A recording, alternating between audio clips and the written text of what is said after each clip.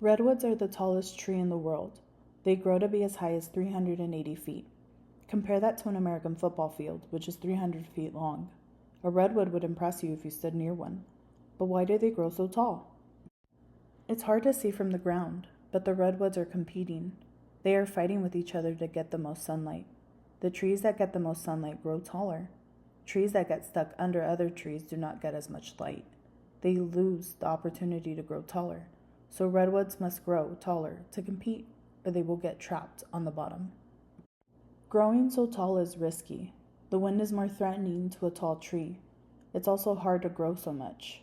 Redwoods use all their energy to grow tall. The trees might be better off if they didn't have to grow so tall to survive. Their lives would be safer and easier, but there is no way for them to coordinate. They cannot agree to stop growing as tall as possible, so they compete their whole lives. People face similar challenges. For example, nations spend a lot of money to protect themselves from other nations.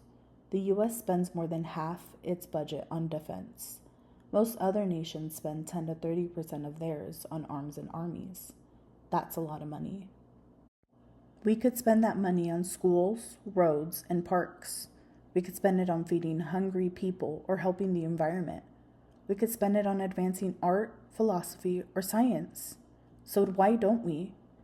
The problem is that if a nation has no military, then they face the risk of invasion.